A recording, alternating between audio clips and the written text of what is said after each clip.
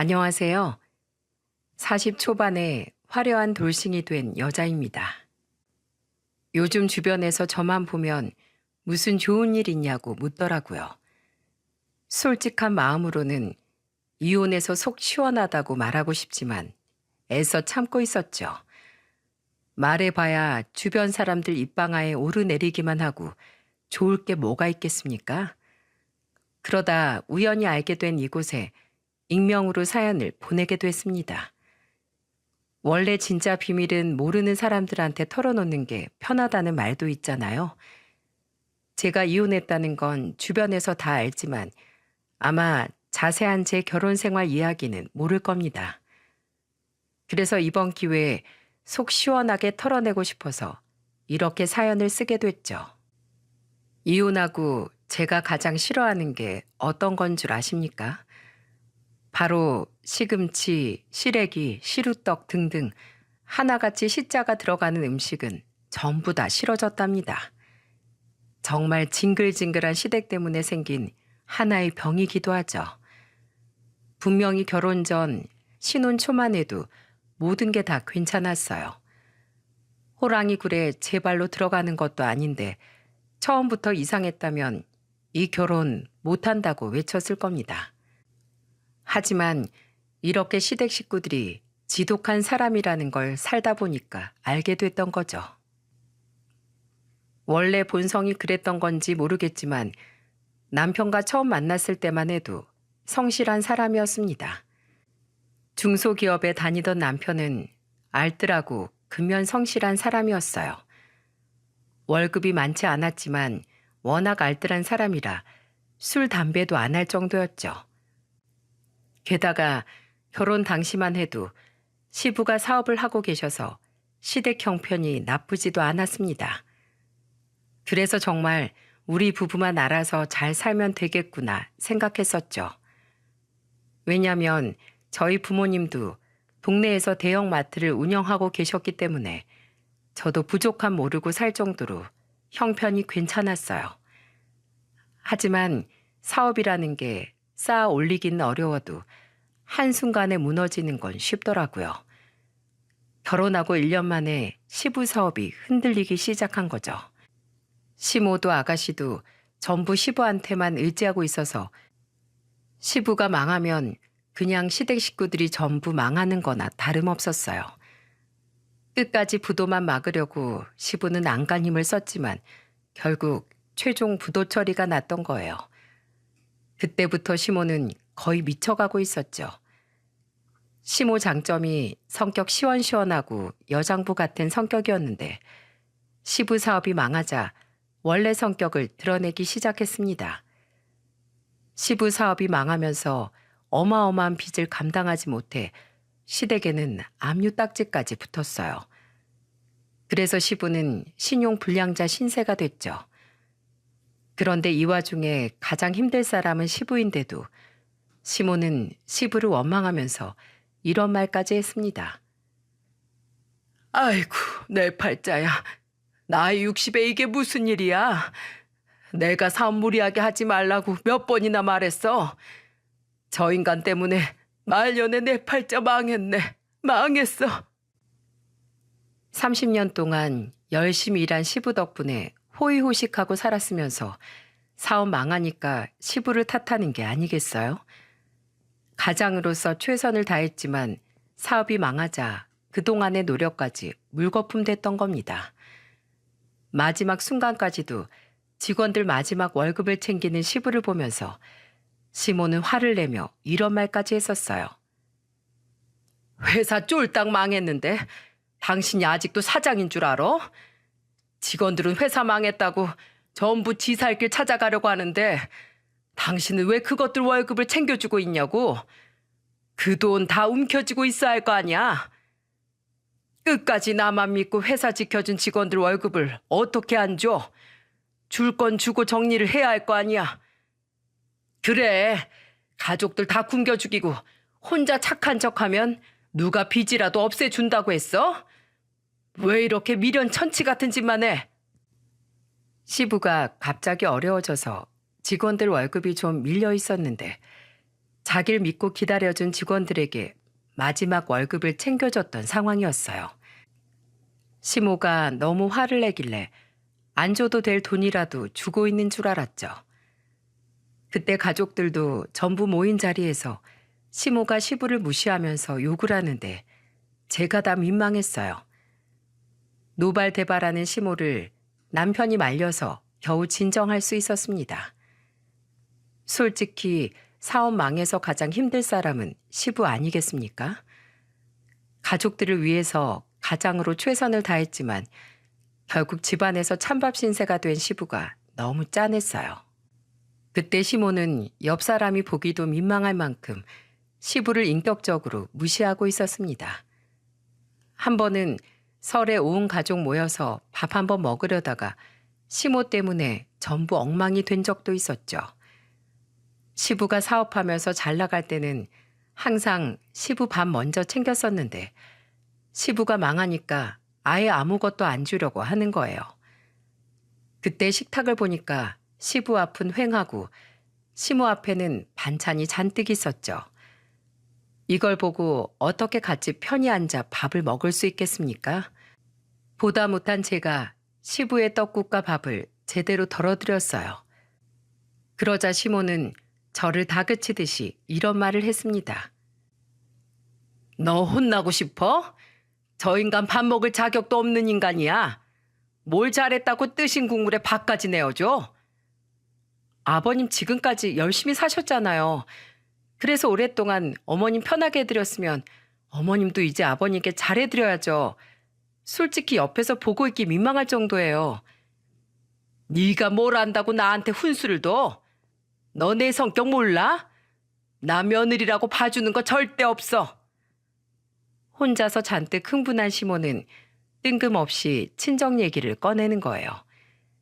진짜 어이가 없어서 한마디 하려는데 제 옆에 있던 아가씨가 저를 말리면서 말했죠.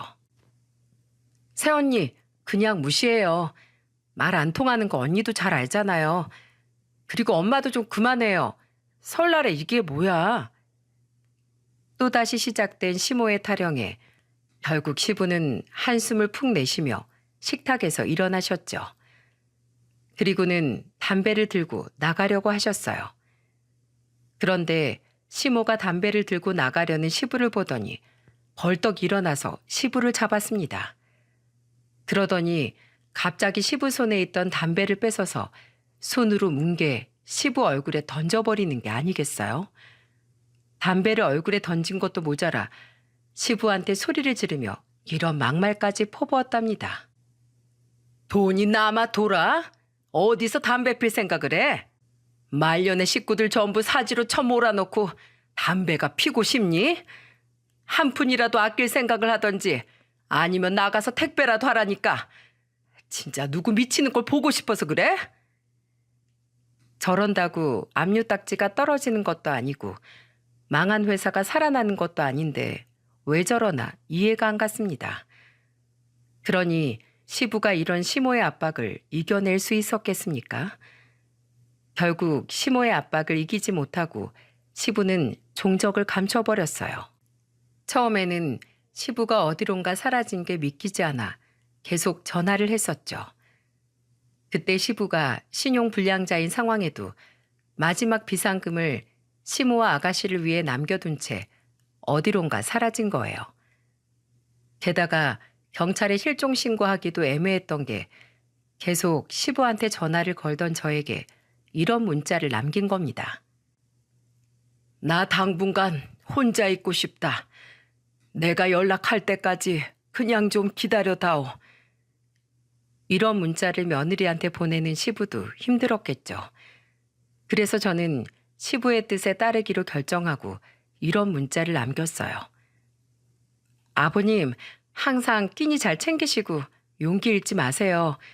존경받을 만한 분이세요, 아버님은. 답장은 오지 않았지만 그래도 시부가 조금이나마 위안을 얻을 수 있길 바랬습니다. 그렇게 본인을 무시하고 비난하던 시모한테 마지막 비상금을 남기고 사라질 만큼 가족을 1순위로 생각하면서 사셨던 대단한 분이세요. 그런 분이 더 이상 자기를 찾지 말라는 말만 남기고 떠난 거죠. 남편도 그때 시부를 찾아보려 노력했지만 시부가 제발 찾지 말아달라고 부탁하는 통에 어쩔 도리가 없었습니다. 그 후 원래 살던 40평대 집이 경매로 넘어가면서 그 집에 살던 시모와 아가씨가 20평대 빌라로 이사까지 가게 됐어요. 그런데 이사 가는 곳이 1층 빌라였지만 말이 빌라지 거의 지 하나 다름없는 1층이었던 겁니다. 들어가 보니까 해가 안 들어서 곰팡이 냄새도 심했고 싱크대도 낡고 녹슬어 거의 무너져 있었죠. 보기만 해도 열악한 환경이라 이런 곳에서 시모가 어떻게 살까 걱정이긴 했어요. 심지어 건강했던 시모가 자주 아프기까지 했습니다. 아무래도 열악한 환경에 위생적으로도 좋지 못한 환경이라 여기저기 아팠던 거죠. 결국 시모는 병원에 3주 정도 입원까지 할 정도였습니다. 그걸 지켜보는 남편은 정말 힘들어했어요. 남편이 매일 소주를 마셔야만 잠이 드는 걸 보는데 아내로서 참 힘든 시간이었죠. 그래서 저는 큰 결심을 하고 남편과 시모 거취에 대해 논의해보자며 이렇게 말했습니다. 어머님 전세라도 얻어드리는 거 어때? 그 빌라가 거의 반 지하잖아. 어머님 연세도 있는데 저러다 큰 병이라도 걸리면 그땐 진짜 더 힘들 것 같아. 정말? 당신이 그렇게 말해주면 나야 고맙지. 그런데 우리 형편에 전세 자금을 어떻게 구하지? 일단 우리 지금 사는 집에 대출이 당신 명의로 되어 있으니까 어머님 전세는 내 명의로 해봐야지. 여보, 정말 고마워. 나 정말 당신한테 잘할게. 그래도 이렇게 마음 먹고 나니까 좀 낫다. 시부모도 내 부모나 마찬가지인데 우리가 보고 있을 수만 없잖아. 남편은 저한테 고맙다는 말을 하면서 울기 시작했어요. 그동안 아들로서 야위어가는 시모를 보며 얼마나 힘들었겠습니까? 한동안 잠도 제대로 못 드는 남편이 안타까워서 큰 결심을 했던 거죠. 그야말로 이빨 빠진 호랑이 같은 모습을 한 시모에게 저는 죽을 가져다 드리며 말했습니다. 그리고 시모를 보면서 안타까운 목소리로 말했어요. 어머님, 그동안 힘드셨죠? 지금도 이렇게 야위고 건강까지 안 좋아지셨는데 며느리 된 도리도 못하고 죄송해요. 괜찮어. 난 이제 그냥 이게 내 팔자려니 생각하고 있어. 기고만장했던 시모가 흰머리도 많이 나고 몸도 마음도 많이 약해져 있었죠. 그래서 저는 시모의 손을 잡아주면서 말했답니다.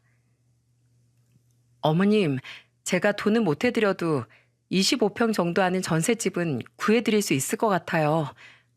뭐? 아니, 그게 정말이야? 빌라야, 아파트야? 나 이제 정말 빌라는 너무 싫다. 걱정 마세요. 아파트예요. 거기서 아가씨랑 둘이 새 출발해보세요. 지금보다 훨씬 살기 좋을 거예요. 정말이야? 몇 층이나 되는 거야? 해는 잘 들어오고? 그럼요. 17층이라 해도 잘 들어와요. 정말이냐? 아휴, 근데 너도 애 키우느라 빠듯할 텐데 날 도와줘도 괜찮아? 괜히 무리하는 거 아니지? 이게 다 내가 못나서 그래. 집만 되는 시엠이라 미안하다. 걱정하지 마세요. 그동안 모은 돈이랑 제 명의로 대출 좀 받아서 얻은 전세예요. 이제야 해드려서 죄송해요. 고맙다. 고마워. 며느리한테 내가 이런 효도를 다 받아보고 정말 고맙구나. 시모는 저한테 집만 되는 것 같아 미안하다고 눈물까지 보이셨어요. 정말 사람이 바람 빠진 풍선처럼 힘이 하나도 없는 모습으로 우는데 예전 그 시모 모습은 찾아볼 수가 없었죠. 그래서 정말 시모가 새 출발할 수 있게 도와주고 싶은 마음이었습니다. 그렇게 이사를 하고 나면 기운 차리고 일을 시작할 줄 알았어요. 하지만 갑자기 바뀐 환경 때문에 잠시 풀이 죽어있던 시모는 이사하고 나니까 예전보다 더 기고만장해지기 시작했죠. 아마 끝까지 들어보시면 제가 왜 사연 시작부터 시자 들어가는 건 다 싫다고 했는지 알게 되실 겁니다. 처음에는 다시 활력을 찾아가는 시모를 보니까 다행이다 싶었어요. 컨디션을 조금씩 회복하면서 시모는 친구들도 만나고 모임도 나가기 시작했죠. 그런데 시모가 점점 더 심한 요구를 하기 시작하는 겁니다. 심지어 시모가 전화해서 저한테 이런 부탁까지 하더라고요. 애미야, 나 용돈 100만 원만 보내줘라. 친구들 모임에서 여행을 간다는데 내가 돈이 없잖아. 어머님, 저도 전세 대출금 갚고 있는 거 아시잖아요. 그리고 저번에도 200만 원 받아가셨으면서 또 무슨 그런 말을 하세요. 그리고 요즘 세상에 어머님 나이면 젊은 편인데 남들처럼 일도 하셔야죠. 저희 부모님도 마트에서 일하시잖아요. 네 친정 부모는 대형마트 사장이잖아. 사장하고 알바랑 같아? 그리고 지금 나보고 청소나 서빙 같은 걸 하라는 거냐? 나 이래봬도 왕년에 사모님 소리 듣던 사람이야. 왜 이래? 어머님, 정신 좀 차리세요. 옛날이지 그게 지금이에요? 지금 형편에 맞게 살아야죠. 됐어. 꼴랑 100만 원 가지고 엄청 뭐라 하네. 됐으니까 신경 꺼. 시모는 제가 돈을 안 줄 것 같으니까 전화를 확 끊어버렸습니다. 옛날에 사모님 소리 듣던 게 다 무슨 소용이라고 저런 소리를 하나 싶었죠. 그래서 저도 기분이 나빠서 그냥 신경 끄고 있었어요. 그런데 다음 날 시모가 저한테 전화해서 뚱딴지 같은 소리를 하는 겁니다. 간밤에 잠은 잘 잤니? 내가 어제 며느리한테 말이 좀 심했던 것 같아서 전화했어. 그깟 100만 원이라고 한 거 취소할게. 나 돈 좀 보내주면 안 될까? 정말 먹고 죽을래도 돈이 없는 걸 어쩌니? 그래서 제가 아르바이트라도 해야 된다고 했잖아요. 제발 이제 환경도 좋아졌는데 일 좀 하세요. 여행 다녀와서 일하려고 했어. 일 시작하면 못 다니니까 마지막으로 다녀오려고 한 거지. 진짜 이게 마지막인 거죠? 정말 다녀오면 일하실 거죠? 그럼 나 안 해서 그렇지 하면 제대로 한다. 이번이 정말 마지막이니까 꼭 다녀와서 일 시작하세요. 시모는 여행만 다녀와서 일하겠다는 조건으로 100만 원을 받아갔어요. 그런데 사람이 화장실 들어갈 때 다르고 나올 때 다르다더니 시모가 여행 다녀오더니 입을 싹 닫는 거 있죠? 그런데 이런 상황의 아가씨는 또 어땠는 줄 아십니까? 두 모녀가 쌍으로 미쳐가고 있는 건지 아가씨는 저한테 전화해서 정말 말도 안 되는 부탁을 했습니다. 그때 아가씨는 너무 뻔뻔하고 태연하게 전화로 이런 부탁을 하는 거예요. 새언니, 저 지난주에 상견례하고 이제 결혼 준비하는 거 알죠? 네, 들었어요. 축하드려요, 아가씨. 근데 제가 알다시피 집안이 쫄딱 망해서 집에 돈이 없잖아요. 그러니까 혼수 비용으로 3천만 원 정도만 해주세요. 뭐요? 내가 왜 아가씨 혼수 비용까지 해줘요? 저 그럴 자격 되는 거 아니에요? 아가씨, 언제 이렇게 뻔뻔해진 거예요? 원래 이런 사람 아니었잖아요. 저라고 언제까지 착하게 살아요? 착하면 호구되는 세상이잖아요. 아빠 사업 망한 거 다 착하게 살다 뒤통수 맞았잖아요. 그래서 저도 제 권리 누리면서 살아야겠어요. 그러니까 새언니가 나 3천만 원 해줘요. 대체 이게 무슨 거지 같은 논리랍니까? 착하게 안 살겠다는 건 본인 마음이니까 넘어간다 쳐도 혼수 3천만 원은 제가 왜 해줘야 되는지 이상했죠.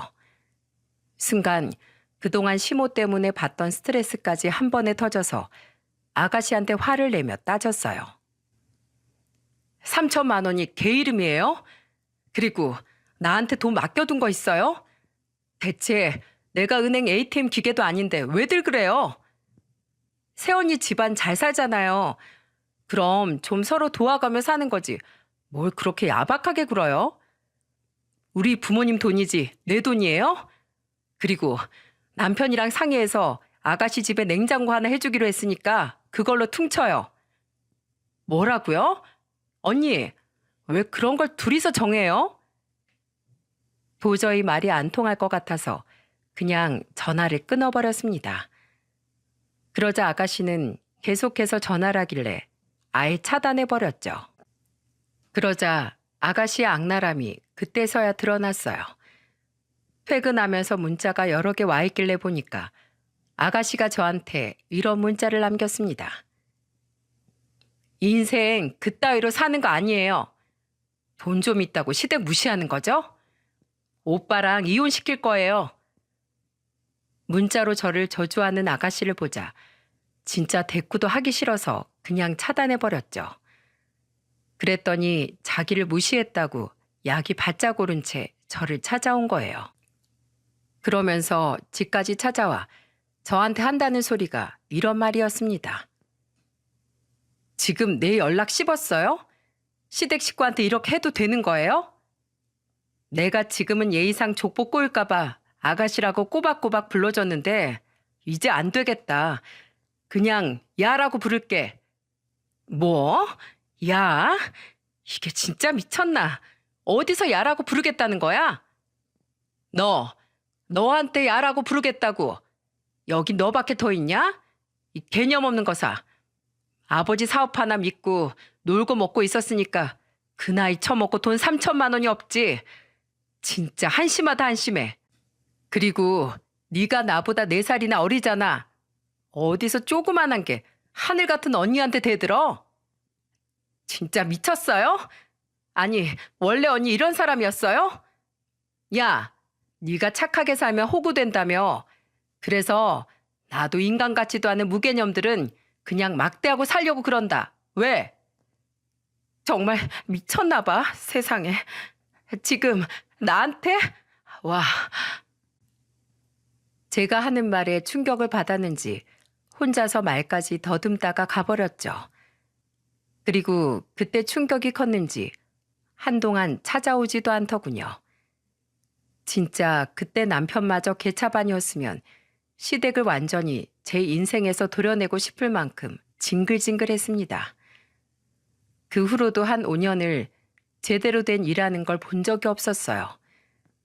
그래도 저랑 남편이 용돈을 일절 안 주니까 돈이 급하면 일을 나가긴 했죠. 그런데 무슨 일을 하루 이틀도 안 하고 그냥 그만두는 겁니다. 왜 그만뒀냐고 물어보면 시모는 이런 핑계들을 대기도 했었죠. 일이 너무 복잡해서 못하겠어. 저런 일 하면서 돈 버느니 그냥 편한 일 찾아다닐란다. 처음 하는 일이니까 당연히 어렵고 복잡한 건데 단순한 식당 서빙 일도 못하겠다는 거예요. 그래서 저는 남편한테 용돈 주지 말라고 신신당부를 했습니다. 당장 쓸 돈이 없어야 일하려고 노력이라도 하겠다 싶었어요. 그렇게 지난 시간이 무려 5년이었죠. 그런데 그 무렵에 친정아버지가 췌장암 진단을 받고 투병 생활을 하게 된 겁니다. 췌장암이 고치기 힘든 암이라고 해도 의료기술이 좋아졌으니까 그래도 이겨내실 거라고 믿고 싶었어요. 하지만 계속해서 평생 일만 하던 아버지는 결국 병마와 싸우다가 고통스럽게 세상을 떠나셨죠. 생전에 불우한 이웃을 찾아가 봉사활동도 하셨고 라면이나 햇반, 김치를 독거노인에게 나눠주기도 하셨던 좋은 분이셨습니다. 좋은 일만 하면서 가족을 위해서만 살던 아버지가 떠난 현실이 믿기 힘들었어요. 이런 좋은 아버지를 데려간 하늘이 원망스럽기까지 했죠. 저는 엄마 장례식장에서 서로 부둥켜 안고 하염없이 울었습니다. 저를 더 슬프게 했던 건 아버지께 도움을 받으셨던 나이 지긋한 노인분들이 어려운 형편에도 부조금까지 챙겨서 오신 거예요. 그리고는 한 할머니가 엄마 손을 잡아주면서 슬픈 목소리로 말씀하셨죠. 별 볼 일 없는 늙은 노인네 끼니 걱정해 주던 사람은 사장님 부부밖에 없었어요. 그런데 이렇게 좋은 분이니까 좋은 곳으로 분명 가셨을 거예요. 엄마는 할머니의 말에 통곡을 하며 울었습니다. 정말 아버지는 집에서도 밖에서도 한결같이 좋은 분이셨거든요. 좋은 사람을 잃은 고통은 저희 가족뿐만 아니라 아버지한테 도움을 받았던 모든 사람들이 같이 슬퍼하고 있었죠. 하지만 이 와중에도 시댁 식구들은 저를 기가 막히게 만들었습니다. 아버지와 가족도 아닌 남도 찾아와서 같이 슬퍼하고 위로해 주는데 시모는 무슨 짓을 했는 줄 아십니까? 차라리 아버지 장례식에 안 왔으면 더 좋았을 뻔했어요. 누가 억지로 끌고 온 것도 아닌데 시모는 친구들을 4명이나 데리고 와서 부조를 딱 3만 원만 한 겁니다. 그리고는 친구들이랑 모여 앉아 6시간 동안 술 마시고 웃고 떠들면서 앉아있던 거죠. 진짜 오고 가는 손님들도 계속 눈살을 찌푸리는데 더 이상 보고 손 놓고 있을 수 없어서 시모한테 가서 단호하게 말했습니다. 어머님, 상중인데 조용히 좀 해주세요. 다른 분들이 불편해할 만한 행동 좀 그만하세요. 야, 뭘 몰라서 이런 소리를 하네. 옛날에 장례식장에서 일부러 고스톱도 치면서 깔깔거리고 웃었어. 돌아가신 분 기분 좋게 가시라고. 나도 지금 그러고 있는 거잖아. 아버님도 통곡하는 것보다 이렇게 기분 좋게 가시는 걸 더 좋아하실걸? 이런 말을 당당하게 하고는 친구들과 또 웃기 시작했죠. 저는 참다 못해 소리를 지르면서 시모한테 말했어요. 그런 거 다 필요 없으니까 여기서 당장 나가세요. 벌써 6시간째 이러고 있잖아요. 여기서 웃고 떠드는 사람 여기밖에 없으니까 당장 나가요. 그러자 시모 옆에 있던 친구가 저한테 어이가 없다는 듯 노려보며 말하더군요. 이 집 며느리가 아주 못됐네. 시애미가 직접 와서 자리 지켜주면 고맙다고 해야지. 어디서 소리를 질러? 그러더니 갑자기 시모 친구는 자리에서 일어나더니 술에 취해서 소주병부터 상 위에 있던 음식을 전부 바닥에 쏟아버리는 게 아니겠습니까? 장례식장은 엉망이 됐고 저는 도저히 참을 수 없어서 시모를 끌어내려고 안간힘을 쓰며 소리쳤습니다. 나가라고요. 이게 뭐하는 짓이야. 당장 나가요. 제가 시모와 실랑이를 벌이자 남편도 처음에는 말로 시모를 타이르다가 결국 시모 일행을 끌고 나갔죠. 진짜 개념이 없어도 너무 없는 거 아닙니까? 그렇게 장례가 끝난 후 힘없이 집에 왔는데 신우가 남편한테 전화를 했더군요. 그런데 남편이 버럭 화를 내면서 전화에 대고 소리치기 시작했습니다. 둘 다 진짜 너무한 거 아니야? 지금 당장 우리 집으로 와서 사과 안 하면 집 다 빼버릴 거니까 당장 와. 당장. 무슨 일인가 싶어서 캐물었더니 신우년이 글쎄 시모를 왜 장례식장에서 쫓아냈냐고 따졌다는 거예요. 그러자 남편도 더 이상 참다 못해 화를 낸 거죠. 집까지 빼버린다고 하니까 둘이 쪼르르 와서 사과를 하기 시작했어요. 그러면서 신우는 눈물을 흘리면서 말하더군요. 저 얼마 전에 파혼해서 제정신이 아니었어요. 앞뒤 사정 모르고 무조건 따져서 정말 미안해요. 얼마나 개차반 같았으면 파혼까지 당하겠습니까? 진짜 기가 막혀서 더 묻지도 않았어요. 그러자 대형 사고 친 시모는 남편한테 매달리며 애원하듯 빌기 시작했습니다. 나는 정말로 좋게 보내드리고 싶어서 그런 거야. 정말이라니까. 제발 엄마 정신 좀 차려요. 언제까지 그렇게 살려고 그래요? 우리가 그만큼 했으면 최소한 성이라도 보여야죠. 미안해. 내가 정말 잘못했다. 내가 이렇게 빌게. 저는 그때 너무 화가 나서 나가라며 소리쳤어요. 결국 시모는 신우와 같이 도망치듯 나갔습니다. 한동안 계속 엄마와 일하던 마트로 찾아와 사과하더군요. 저는 너무 괘씸해서 저희 엄마를 찾아가 정중히 사과하라고 했죠. 그랬더니 정말로 엄마한테 시모가 정중히 사과했습니다. 그때 저는 회사를 그만두고 엄마와 마트에서 일하고 있었고 엄마는 시모의 사과를 받아주셨어요. 이런 상황에도 가정을 지켰던 이유는 남편과 아이 때문이었죠. 하지만 결혼 8년 차에 제가 마지막까지 잡고 있던 끈 끊어지는 순간이 찾아오고야 말았어요. 늘 한결같던 남편이 달라진 걸 가장 먼저 느낀 건 저였어요. 왜 여자의 촉이라는 게 있지 않습니까? 항상 전화가 오면 집에서 잘만 받던 남편이 유독 김민호라고 뜨는 전화는 안 받고 전화기를 뒤집어 버렸죠. 그게 너무 이상해서 넌지시 남편한테 물어봤어요. 당신 그 사람 전화는 왜 안 받는 거야?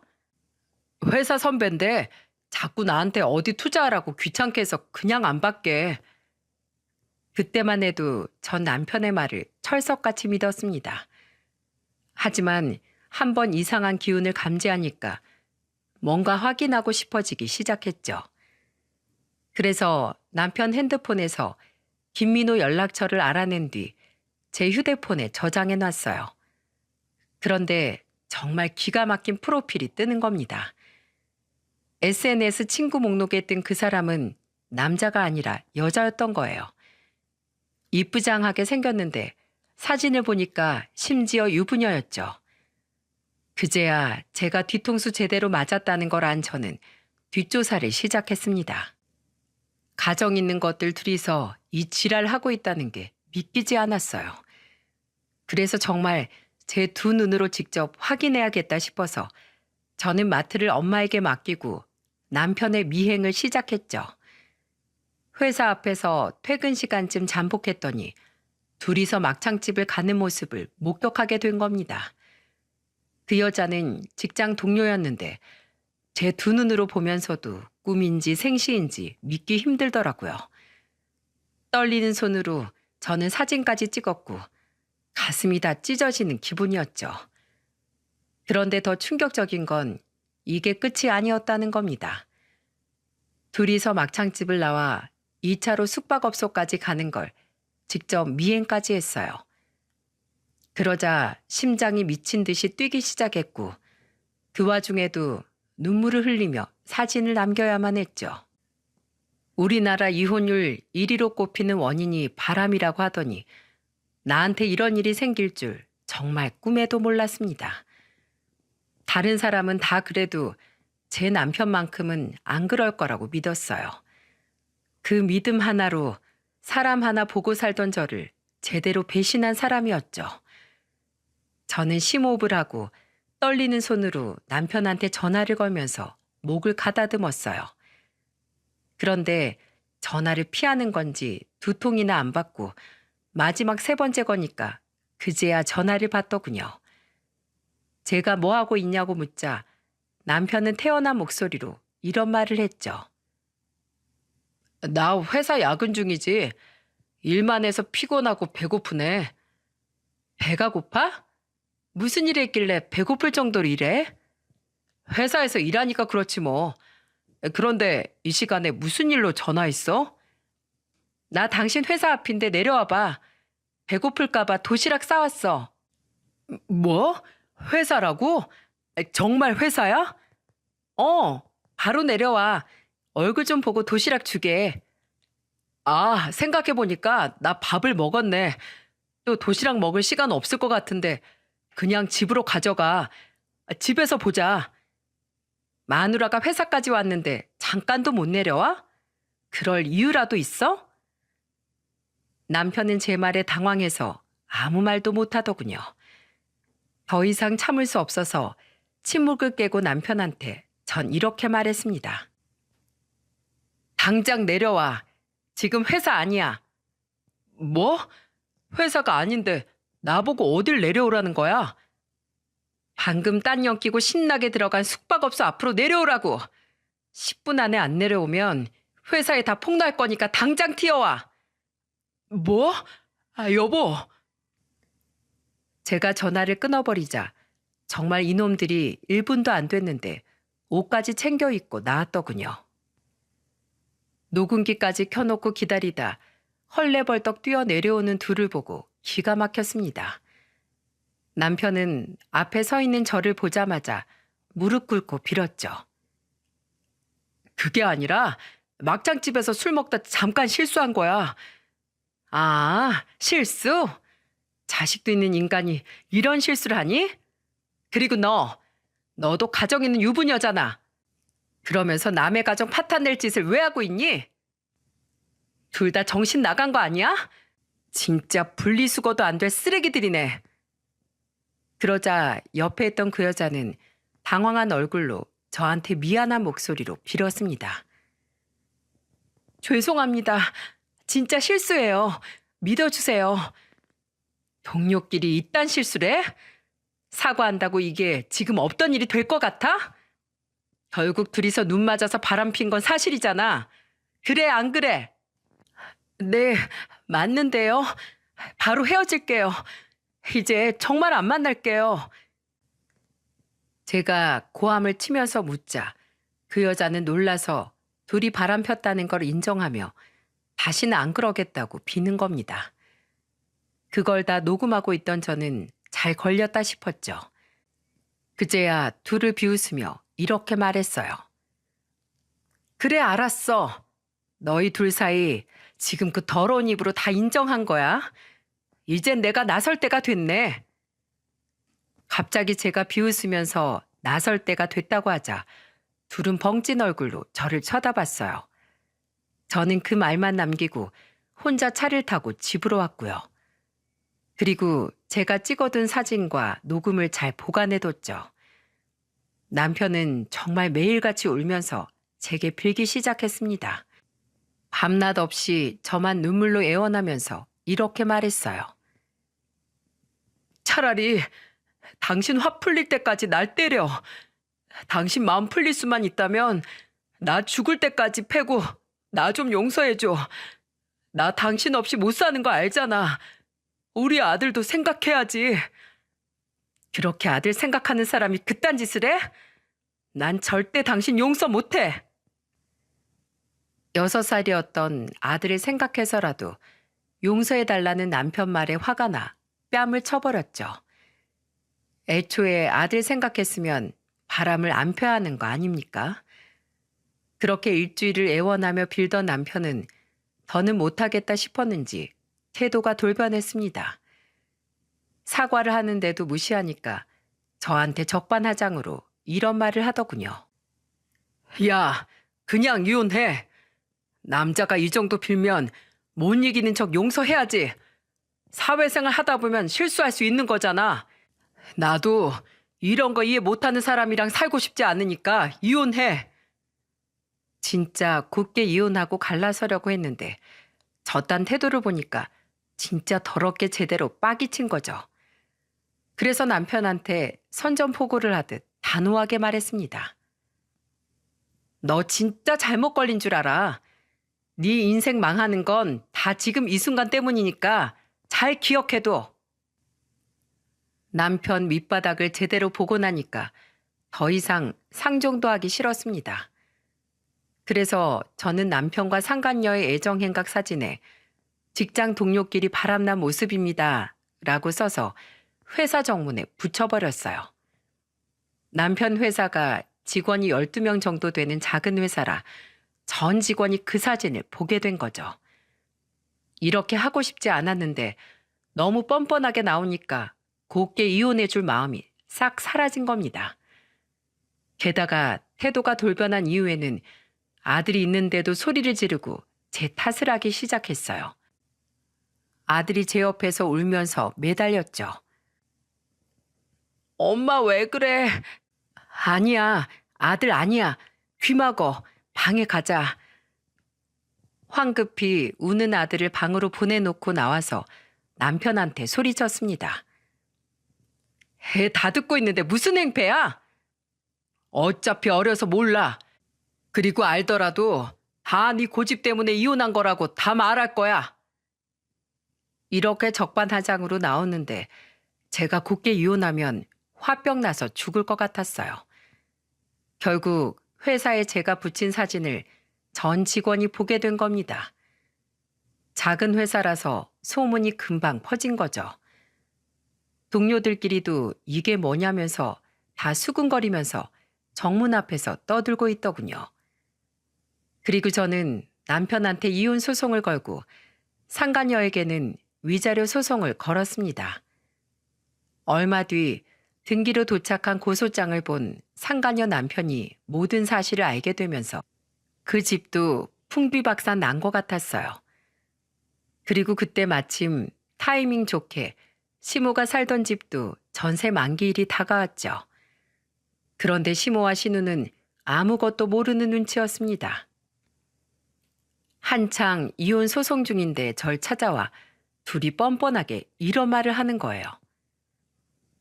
네가 구해준 우리 전셋집 말이다. 이번에 전세 만기지? 네. 그런데 왜요? 애미야. 32평 집 보고 왔는데 딱 좋더라. 우리 거기로 이사하게 입금 좀 해줘. 내가 친구라 이번에 새로 짓는 아파트 보고 왔는데 너무 예쁘더라고. 지금 집은 여자들이 살기 너무 불편해. 그러자 옆에 있던 신우가 맞장구를 치며 말했죠. 맞아요. 화장실 하나라 너무 불편해요. 엄마 하나 나 하나 쓸 수 있게 2개짜리 살고 싶어요. 그러니까 언니가 인심 쓰는 김에 좀 더 써봐요. 멍청하면 답도 없다는 말처럼 너무 어이가 없어서 화도 안 났습니다. 그런데 진짜 너무 어이가 없어 저도 모르게 이런 말들이 나왔어요. 와, 진짜 집안 자체가 그냥 기생충이네. 뭐라고? 제가 어이없다는 듯 말하니까 시모가 꽤 당황한 얼굴이었죠. 그 모습조차 화가 나서 저는 한숨을 쉬며 말했습니다. 집안이 그 애미나 자식이나 똑같다고. 어쩜 다 양심이라는 게 없냐? 와, 진짜 대박이다. 너 지금 며느리가 시애미한테 무슨 말버릇이야? 시댁 어려우면 해줄 수도 있는 거지. 돈 좀 있다고 유세 떨고 있어? 저기요.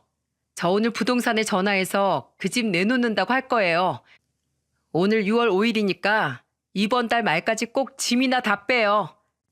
그럼 우린 어딜 가라는 거야? 내가 알바야? 당신 아들 바람나서 이혼 소송 중인 거 모르지? 지도 쪽팔려서 말 못하겠지. 그러니까 당장 짐 빼고 다 나가 그냥. 그리고 너 뭐 화장실이 불편해? 화장실 많은 곳에서 살고 싶으면 공중 화장실 가던지. 그리고 언제까지 징징거릴래? 둘 다 나가서 일 좀 하라고. 아줌마도 정신 좀 차려. 뭐 아줌마? 나한테 지금 아줌마라고 한 거야?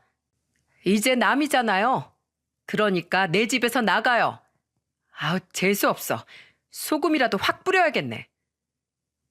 저는 빗자루를 들고 벌레들을 쫓듯이 휘둘렀어요.